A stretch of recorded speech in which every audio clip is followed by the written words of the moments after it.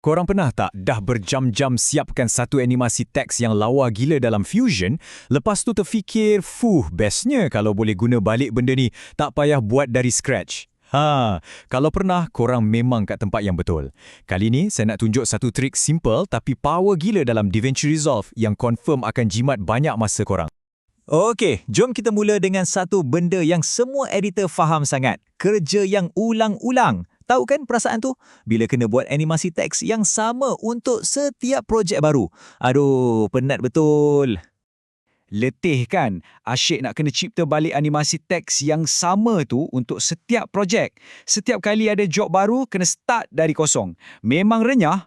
Tapi, relax. Ada cara yang lagi smart, lagi efisien untuk selesaikan masalah ni. Okey, jom kita masuk bab pertama yang paling crucial sekali. Macam mana nak bungkus animasi yang dah siap tu jadi satu template ajaib yang boleh diguna semula? Cara dia senang je, serius. Mula-mula, bila animasi korang dah siap dalam Fusion, select semua node yang korang guna. Lepas tu, right-click kat mana-mana node tu dan pilih group. Dah jadi satu group kan? Okey, sekarang, right-click pula kat group baru tu, pergi ke settings dan klik save as. Akhir sekali, bagilah nama best sikit kat file tu. Ini part penting. Kena ingat ni. Nama yang korang letak kat file tu nanti, itulah nama yang akan keluar kat menu titles dalam DaVinci. So, pastikan letak nama yang senang korang nak cam nanti. Jangan letak untitled satu pula. Okey, template dah save. Sekarang jom kita install pula power baru kita ni terus masuk dalam Resolve. Biar dia sentiasa ada bila kita perlukan. Nak pasang dia ni, kena follow betul-betul step ni tau.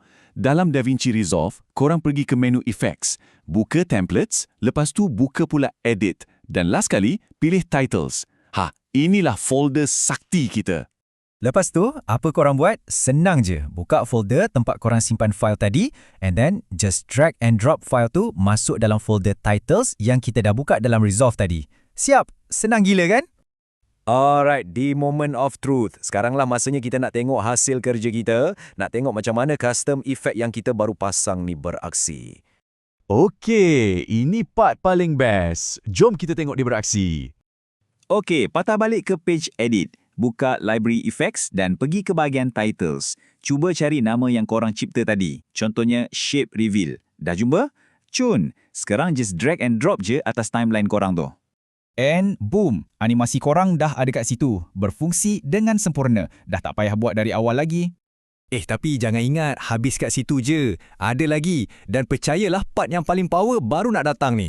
Sebab teknik ni bukan sakat jimat masa tau. Sebab apa? Sebabnya, efek yang kita save ni bukannya statik. Ia sebenarnya satu template yang hidup yang kita boleh customize sepenuhnya. Inilah magic dia sebenarnya. Kita bukan setakat dapat satu animasi yang boleh diguna semula. Kita dapat satu alat yang dinamik. Maksudnya, korang boleh tukar teks, tukar font, tukar warna, apa-apa je untuk sesuaikan dengan mana-mana video. So, macam mana nak edit? Senang je. Pilih klip tu kat timeline korang, lepas tu buka balik dalam page Fusion. Ingat tak group note yang kita buat mula-mula tadi?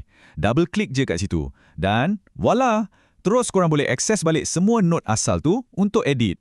Maksudnya, korang bolehlah ubah suai teks tu ikut suka hati. Tukar isi kandungan, tukar font, tukar warna dan buat ia betul-betul ngam dengan video korang. Basically, full creative control ada kat tangan korang tanpa perlu pening kepala mula dari kosong. Jadi, sekarang, bila korang dah ada superpower untuk cipta dan customize efek sendiri tanpa had, soalan dia cuma satu je. Apa yang korang akan cipta lepas ni?